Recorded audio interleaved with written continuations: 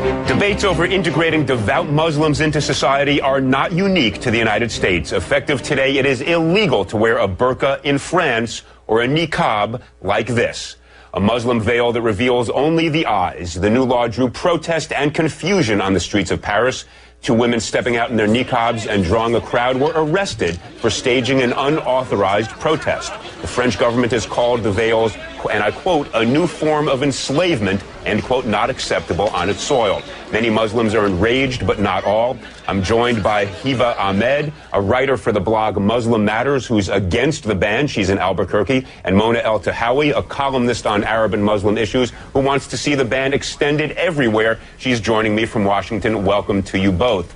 Let me begin, if I might, by quoting President Sarkozy of France in his justification for the law. It's kind of a remarkable statement. He says, and I quote, this is the President of France, "The burqa is not a religious symbol. It's a sign of enslavement, of debaseness. I want to say this solemnly. The burqa will not be welcome on the territory of the French Republic. We cannot accept in our country women imprisoned behind a mask, deprived of all social life, of their identity." So, Mona, let me start with you. You want to extend this ban across the world. Do you agree with President Sarkozy that merely because somebody wants to dress like this, they choose to dress like this, they shouldn't be permitted to do so? You know, Elliot, I detest Nicolas Sarkozy. I consider him right-wing and racist, but I also detest the niqab and I detest the face veil. And I say this as a Muslim woman. I think it represents an ideology that does not believe in Muslim women's rights to do anything but choose to cover her face. And I find that I believe that the niqab dangerously equates piety with the disappearance of women. And so I support banning it everywhere because it's not in the Quran. It's not an obligation for a Muslim woman to cover her face. And my talk with you now, with you seeing my face, is going to be very different than if I was sitting here with my face covered. I believe the human face is central to communication. Okay, Mona, the only thing I would observe, and I want to give Hiba a chance to jump in, of course, but I heard you use the singular personal pronoun I many times, that I have no doubt you believe that, but why should your beliefs ban other people from wearing what they want to wear? That's what I don't get. Hiba, explain to me why you think the ban is a bad idea.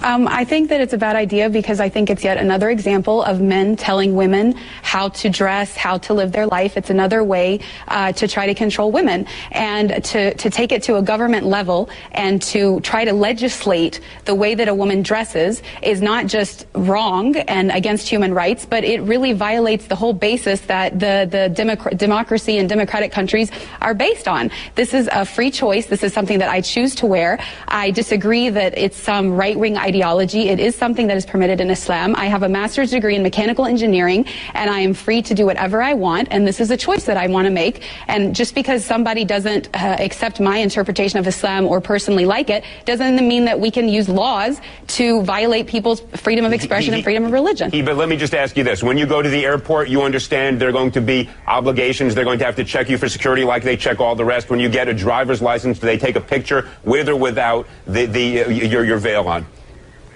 Absolutely. I want everyone to know that as a Muslim woman, as a Muslim in America, I am just as concerned about safety and security as everybody else, and I have no problem whatsoever accommodating any security issues that come about when I enter a bank, when I go to the airport, when I go to the DMV. I show my face, and actually in Islam, we are required to show our identity when we're in a court system giving testimony. This is absolutely something that is essential for the security and identification of people, but that doesn't mean that I should be banned completely from what I choose to do. Okay, Mona, let me jump in here. There are lots of types of dress that I look at and I don't like them. I think they're degrading. I think they're oppressive. Lots of things I see teenagers wearing that, I'm now viewed as old-fashioned by a lot of, my kids perhaps. I don't go around saying we should pass a law banning it. Isn't that fundamentally violative of the First Amendment? What possible reason can there be legally to say to somebody, you can't dress the way you want to dress? Actually, Elliot, the government does tell people how they can and can't dress all the time. You cannot walk outside naked. There are many states here in the U.S. where 3 or more people cannot be together in public with wearing a face mask. So the government actually does legislate over our wardrobe, but everybody conveniently forgets that.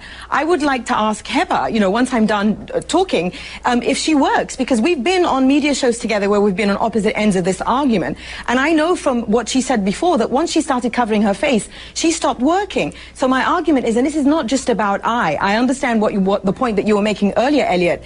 Feminist groups, many women's rights groups have made the point that what the niqab does in a society, especially for Muslim women, is that it creates a spectrum where that is the pinnacle of piety and that is the good Muslim woman.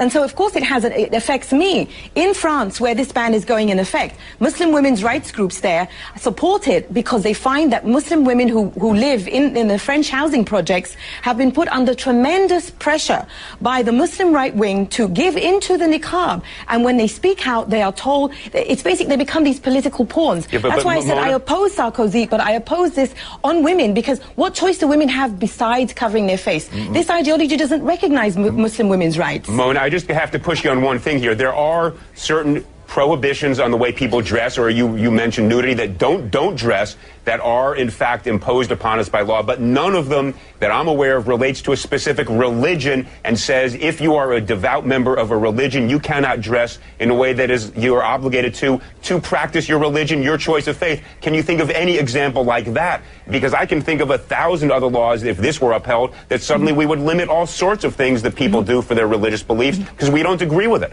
Wouldn't that be a very dangerous thing to do? See, this is, I think, where these right-wing interpretations of religion get a free pass, because everybody says, well, it's my religious obligation. It's my religious right to do this. Let's look really at what we're talking about here. We're talking about the disappearance of women justified in the name of them becoming closer to God. So the closer you want to become to God, the less of you, the more you disappear. But this Mona, is not accepted by the majority of Muslim schools of thought. Well, one at a time. I completely disagree. Guys, one at a time. Habib, Hiba, excuse me, jump in. Tell us, has anybody forced you to do this? Is this something you're doing of your own free will? Nobody has forced me to do this, and I really have to disagree with the statistics that Mona is trying to put forth, because studies have shown that there are only 2,000 women in France that wear the niqab. The majority of them are converts who converted to Islam and are voluntarily choosing to do it. This is my choice. Nobody can force me to take it off. I would not take it off even if you paid me to do it. And the fact of the matter is that I have never met a single Muslim woman in all of my travels around the world that is being forced to wear it. I understand Mona does not like it and does not want to wear it personally, but she keeps talking about her own feelings about it, and she wants to use the law to support it. If she wants a diversity in Islamic belief, then she has to accept my version just like she wants me to accept hers. Mona, let me ask you this question. Do you have any evidence to support your statement that women are forced to wear this? And let me ask you this. If women are being forced to do something they don't want to do, there is recourse other than banning this entire mode of dress that is chosen, as we just heard from Hiba, by people who do choose to wear it of their own free will. Well, you know, I lived in Saudi Arabia. Hiba says that she's traveled the world and she's never met a woman who's been forced to wear it. I lived in Saudi Arabia where millions of women are forced to cover their face. But now that the argument will be, well, that's in Saudi Arabia, not in France. What choice does a woman have when she's told she will burn in hell if she doesn't cover every inch of her body? What kind of a choice is that? So, of course, these women who convert to this ideology... I've never heard anybody say that. The women who convert to this ideology, who are then told that this is how to be a good Muslim woman, to be close to God, to avoid hellfire, is there really a choice in that? And I believe when you have a law like this... You know, I told you, I detest Sarkozy. I consider him racist. But I will not sacrifice Muslim women's rights in order to uphold the Muslim right wing, which I believe is misogynist. With a law like that, a woman can tell her husband or any male relative who is forcing her to dress like this, the law says I don't have to dress like this. Mona, let's not deal with Saudi Arabia. Different customs, different laws. We have a First Amendment. No, I was talking about France. I was talking about France. Wait, hold on one second. In the United States, we have a First Amendment that gives people the right to practice religion as they wish.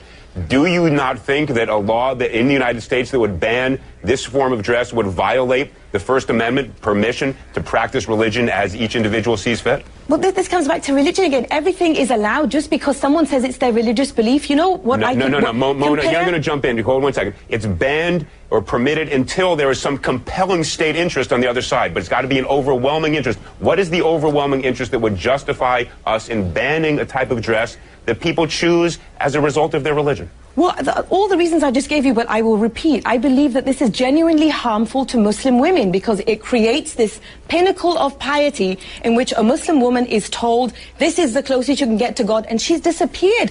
I'm no longer here. You don't even know who I am. The face is central to communication. Okay. And not just that, it objectifies women.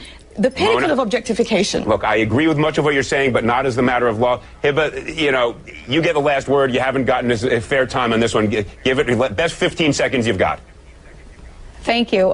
Basically, I want people to know that when I choose to cover this way, it's because I am fighting against a systematic oppression against women in which women's bodies are being sexualized and objectified. This is a different perspective and a different form of empowerment in which I think when I'm in public, my sexuality is in my control and people have to deal with my brain and who I really am and not judge me by my body. And if we want to really talk about the oppressive situation of women, let's talk about all of the eating disorders, all of the plastic surgery, all of the unhealthy diets that are being done, all in the name of having the perfect body. To me, this is liberating and this is empowering. Mona keeps saying, I believe, I believe, I believe. Well, we don't make laws based on what Mona believes or what anybody believes. All right, guys, it's based on whether or not. This is clearly not an issue we're going to resolve in the next 10 seconds. I want to thank you both, Hiba Ahmed and Mona Eltahawy. Clearly a passionate and important debate.